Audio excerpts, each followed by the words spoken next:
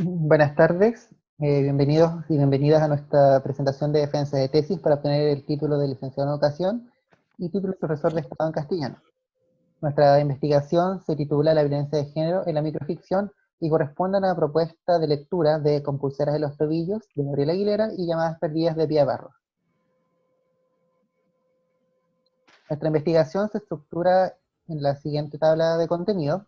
En un primer lugar, la motivación, cuáles fueron las razones para escoger este tipo de obras sobre otras, nuestra hipótesis de lectura, el objetivo general, los objetivos específicos, luego un breve panorama de las narrativas breves y de la microficción, un apartado sobre género, el análisis propiamente tal de las autoras, y las conclusiones y las posibles proyecciones de nuestra investigación.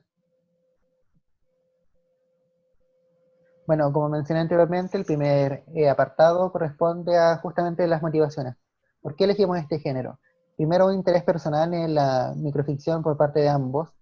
Además, un interés y una admiración hacia la creación de Barros y Aguilera, que justamente ellas buscan darle un silencio, darle una voz a personas que están silenciadas, a personas que han sufrido abuso, a personas que, por ejemplo, personas trans, prostitutas, que son personas que generalmente se toman como un chiste, y ellas rescatan el valor de mostrar a esas personas como sujetos con dignidad. Entonces, nuestro interés en la microficción nace por esas dos aristas. Por un lado, el gusto por el mismo tipo de obra literaria, y por una admiración hacia la obra, hacia la labor que tienen ambas autoras. Y justamente en base a eso surgió nuestra idea de llenar un vacío teórico que existe en la academia. Cuando revisamos nuestro corpus, con el cual estudiamos en la carrera o el cual se lee en los colegios, la mayoría de las obras son novelas, poesías, crónicas, pero no hay un espacio de reflexión sobre la microficción, y hay muchas veces suele ser tratada como una mera estrategia pedagógica, y que es lo que nos pasó cuando revisamos investigaciones, que simplemente lo llevaban a una estrategia lúdica, algo para pasar un recreo, un rato, pero no como un género con una autonomía y un valor propio. Bueno, vamos a partir a hablar un poco de los criterios de selección de las obras. Bueno, son dos principalmente. Son criterios de forma y criterios de representatividad. Forma lo entenderemos como las características que tiene el género de la microficción, y representatividad que evidencian claramente una violencia de género en las obras. Gabriela Aguilera cuenta con 17 relatos, entre los cuales podemos encontrar microficciones y cuentos, por lo cual prima principalmente los criterios de forma para poder seleccionar solamente aquellos que son microficciones. En cambio, en el caso de Barros, que cuenta su obra con 73 relatos, solamente hemos seleccionado 4, teniendo principal énfasis en el criterio de representatividad, ya que los criterios de forma ya se cumplían, ya que su obra en su totalidad está compuesta de microficción. Ante estas obras nos preguntamos, ¿cómo se manifiesta la hegemonía patriarcal en la obra microficcional de estas autoras? Por eso llegamos a la siguiente hipótesis. Vemos que esta hegemonía patriarcal se representa principalmente a través de la violencia, y es una violencia que se ejerce tanto a mujeres, niños y disidencias sexuales, por lo cual las autoras están realizando una escritura de denuncia. Bueno, en base a lo que dijo mi compañera, claro, esta escritura de denuncia se potencia al unirla con el género microficcional. Y cuando se unen, tanto denuncia como microficción, se forma algo que nosotros denominamos efecto de shock, que se caracteriza por la sorpresa, la reacción interna que tiene el lector, por la crudeza del mundo narrado y las estrategias narrativas que usan las autoras. Bueno, en nuestra investigación vamos a ver que el objetivo general es la representación de esta subalternidad de género, es decir, cómo se rigen estos personajes bajo la lógica del poder patriarcal en las obras de la narrativa microficcional de las autoras mencionadas anteriormente. Por lo cual, nuestros objetivos específicos fueron en el siguiente orden. En primer lugar, identificar las características de forma, es decir, cuáles son los elementos propios de la microficción que destacan ambas autoras. Después pasamos a ver los criterios de género y ver cómo se ejercía la violencia de género sobre los personajes subalternos de las autoras, para pasar después a relacionar tanto forma como fondo y ver cómo realmente la microficción y estas temáticas se unen y se complementan para poder lograr el mencionado efecto de shock. Ahora toca dar cuenta de cuál es el panorama respecto a la teoría de las narrativas breves. vamos a tener dos posturas principalmente. Vamos a tener la postura de Kaiser, que va a ver las narrativas breves, como el cuento, como un género menor, en comparación a las narrativas más extensas, como la novela. Por contraparte, en Edgar Allan Poe, que nombrará que a partir del efecto y la unidad de impresión, estas narrativas breves logran dar una unidad de totalidad hacia el lector, cosa que las narrativas más extensas, por su lectura fragmentada, no podrían ser logradas. Siguiendo la misma línea de Edgar Allan Poe, tenemos lo que postula Cortázar. Cortázar hace una metáfora de el cuento y la novela, por lo cual postula que la novela ganaría siempre por puntos a partir de su historia y el cuento ganaría por un knockout. Esto es decir, desde sus aspectos intraliterarios daría un golpe directamente al lector. Este concepto cortasariano resulta muy importante para nuestra propuesta del efecto de shock. Nos basamos bastante en él, pero sin embargo hay aspectos que se diferencian. Abajo sale mencionar la definición personal de Aguilera, que es este efecto que causa la microficción que implosiona, que deja reverberando algo en el lector, y nosotros quisimos darle un nombre a eso. Pensamos en knockout, pero el knockout es un fenómeno que es intraliterario, el efecto de shock es extraliterario, reverbera la realidad externa, la realidad del lector, y es mucho más incisivo que el knockout. Ya es una aguja que se clava en el lector para hacerlo reflexionar. Otro de los fenómenos importantes de la microficción es mostrar que es un género de época. ¿Ya? La microficción se relaciona con los viajes y con la modernidad. En un momento donde el tiempo que uno dispone de lectura es muy corto, en una estación de metro a otra, mientras uno espera el tren, un texto que puede ser leído en muy poco tiempo va a tener un auge muy grande en esta época de tiempos agitados, como menciona Pía Barros. De la misma manera, Luisa Valenzuela menciona que el microchip y el microraro están emparentados. ¿Por qué? Porque ambos son capaces de contener una gran cantidad de información en un espacio muy pequeño. Esta definición que menciona Valenzuela, tiene plena relación con la forma en que la denominan Aguilera y Barros, como el mínimo de significantes con el máximo de significados. O sea, en todas las definiciones se remite a un texto que es breve, pero que tiene dentro de sí mismo todo un universo. Respecto a la extensión que puede tener este tipo de narrativas breves, vamos a tener que los distintos autores latinoamericanos no han llegado a un consenso como tal, por lo cual vamos a tener distintas perspectivas. Violeta Rojo va a postular que para que sea considerada una microficción debe tener un máximo de extensión de una página. En cambio, el autor Sequera va a ir por un concepto menos cuantitativo del número de las palabras y va a dar relevancia al tiempo de lectura que se realiza de estas obras, por lo cual él plantea que debería ser aproximadamente de 30 segundos a 2 minutos. Creemos que este es un concepto innovador, pero al mismo tiempo no podemos llegar como a un consenso de cuál es el tiempo, la velocidad de lectura que tienen todos los lectores en el mundo, por lo cual puede ser poco taxativo para poder dar una clasificación como tal. Por lo cual nosotros no hemos adoptado la postura de Zavala, que considera que para que una microficción sea considerada como tal, debe tener una extensión de 1 a 200 palabras. Al mismo tiempo, creemos que este criterio puede ser flexible y que una obra, porque exceda por un menor número de palabras, no va a dejar de ser una microficción si cumple con el resto de los criterios y las particularidades de este género. Otra de las aristas que mencioné al principio en la tabla de contenidos corresponde al apartado de género. Con género entendemos la teoría de género, que es aquella que se cuestiona qué es ser hombre, qué es ser mujer, cuáles son las otras identidades posibles dentro del esquema patriarcal, y cómo se viven esas identidades de hombre, de mujer o de otros dentro de este esquema hegemónico. Nosotros postulamos que las mujeres y las disidencias son maltratadas dentro del esquema patriarcal, en la cual prima, por ejemplo, la superioridad masculina y el placer masculino sobre incluso la vida y la integridad física y psicológica de las personas, mujeres, disidencias y infancias que se alejan de este canon patriarcal.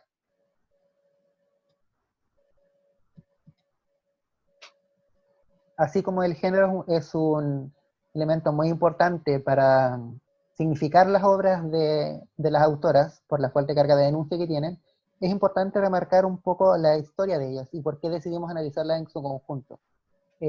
Ellas pertenecen a la agrupación de escritura que se llama Ergo Sum, un colectivo, que fue formado en dictadura y que desde siempre eligió la microficción como forma de escritura.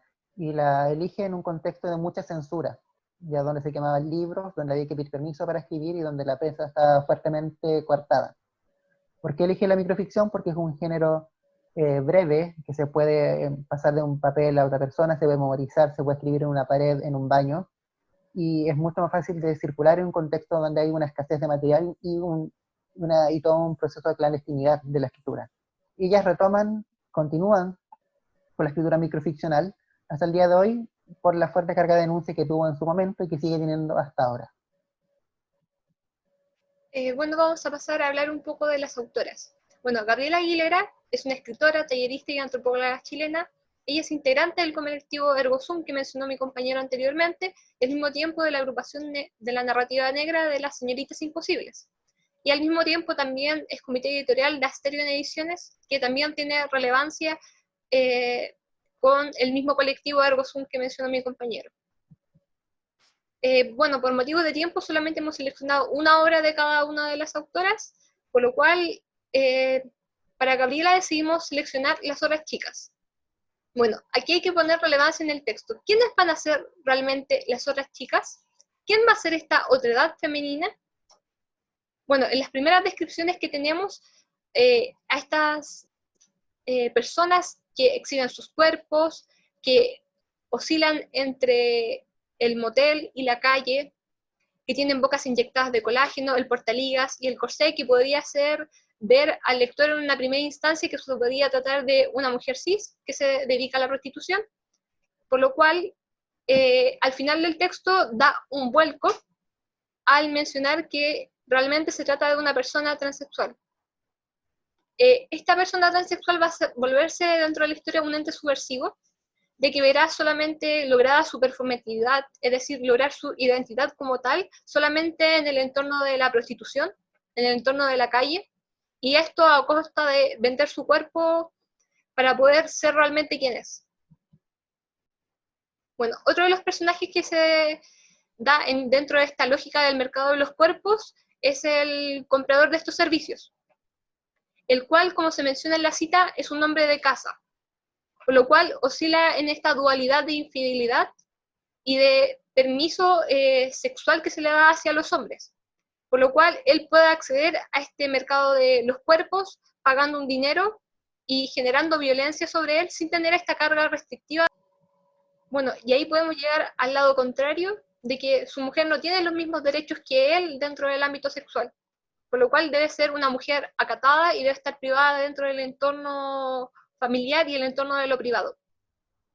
Vamos a tener que este personaje al mismo tiempo va a ejercer una violencia que se va a ver caracterizada en el texto por una violencia física que se puede denotar en la parte del ojo morado que deja esta persona transexual, que ella sí realmente se lleva todas estas sanciones de la ética moral de que tiene que simplemente aguantar las reprimiendas tanto físicas como morales de su entorno.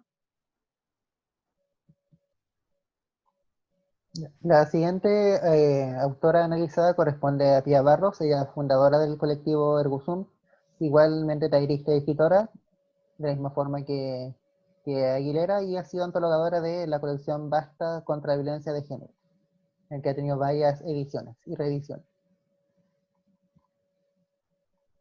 El texto que decimos por criterios de representatividad es cuestión de confianza, en la cual el primer elemento que nos llama la atención es el título. Confianza ya sugiere una situación de cercanía. Y si uno analiza el texto, se menciona mucho la palabra amor, ya que lo limpia, una sensación de seducción, donde se busca atraer, donde el hombre busca atraer hacia otra mujer. Bueno. Pero luego, finalmente, con la línea final de estos dos diálogos, se nos revela que es una niña la mujer que aparece en este texto, y el hombre es su papá.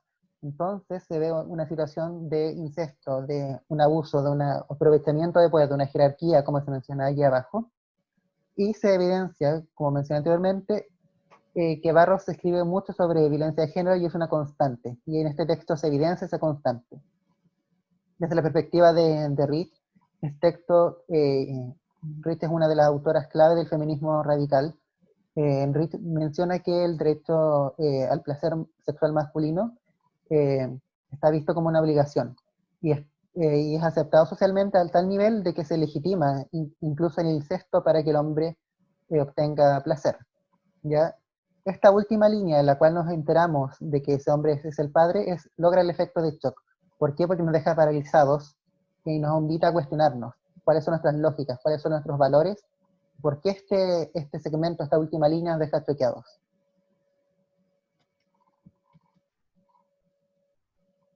Bueno, dentro de nuestras conclusiones y proyecciones a nivel general, encontramos varios aspectos. Al momento de realizar la investigación, notamos que los usos lingüísticos de Barros y Aguilera eran distintos, pero aún así lograban el mismo objetivo.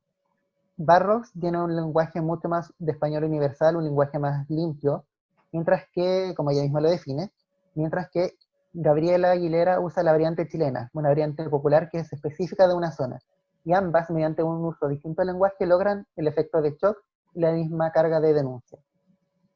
La violencia es la forma en que se manifiesta esta subalternidad mediante los casos seleccionados de un golpe o del incesto, del aprovechamiento de la vulnerabilidad del otro, es de forma de violencia, por lo cual se comprobaría nuestra hipótesis de lectura. Y también se denuncia esta jerarquía, esta violencia mediante la microficción que logra el efecto de shock, que es pasmar al lector. Dentro de los desafíos pendientes que tenemos en nuestra tesis, está que la microficción es un género en cambio constante. Ya es un género que es bastante reciente en su sistematización y que sigue evolucionando al día a día. Uno de los ejemplos más novedosos es la literatura. Es la literatura escrita en Twitter, que tiene un carácter de 140 caracteres como máximo y que puede ser publicado al instante, no pasa por un proceso editorial. Otros aspectos que consideramos pertinente considerar es que la mayoría de los textos de género y de análisis literario en género se centran en la figura de la mujer y falta un análisis desde la perspectiva de las masculinidades.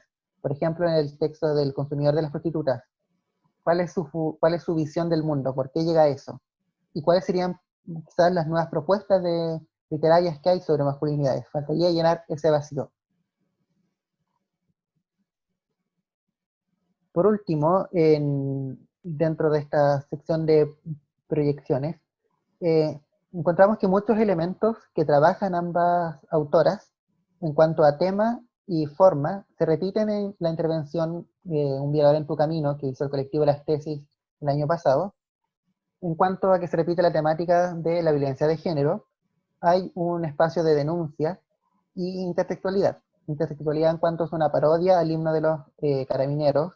La sentadilla es también una intersectualidad a lo que viven las detenidas y detenidos en las comisarías, y un efecto de shock por cuanto se apodera de un espacio físico y instala a la persona que escucha, que ve esta performance a cuestionarse sus valores, que es lo mismo que logran Barros e Aguilera en su obra. Al mismo tiempo vamos a ver de que el tema principal de la violación también se ve transversalmente como un tema de época, un tema de los nuevos movimientos feministas que ponen sobre la mesa el cuestionamiento social, los nuevos movimientos feministas. Vamos a tener que la obra de ambas autoras presenta distintos tipos de violaciones y distintos tipos de el consumo sobre los cuerpos y el abuso sobre los cuerpos que se ve dentro de la lógica patriarcal, tanto como un abuso matrimonial de la violación o al mismo tiempo, como mencionó mi compañero, desde el incesto. Bueno, cabe destacar que nuestro trabajo no da relación sobre el tema pedagógico, pero hemos decidido igualmente incluir esta área dentro de las proyecciones de esta presentación. Bueno, queremos destacar una anécdota que dentro de un diálogo académico, así se llama la sección, escuchamos del escritor y el académico Pedro Antonio Valdés, que es un escritor dominicano. Él mencionaba que en la escuela donde él realizaba clases le pedían a los alumnos que realizaran como proyecto escritural una novela, lo cual él lo encontraba sumamente aberrante y absurdo que una obra de tal extensión fuera dedicada como un proyecto escritural dentro de las horas de clase, ya que consideraba un gran tiempo realmente para poder lograr su escritura. Por lo cual él mencionaba de que la microficción como tal sería como el género primordial realmente para poder lograr tratar la escritura como tal dentro de las horas de clases. También realizamos una pequeña revisión sobre cuáles son las lecturas domiciliares que dan los planes y los programas. Encontramos que principalmente se encuentran novelas o poesía. Entonces hay una preferencia también aquí por las obras extensas, pero vamos a tener que los jóvenes actuales, al ver estas novelas canónicas y estas novelas de muchas páginas, realmente no generan el fomento lector, por lo cual la microficción, que es un texto muy breve.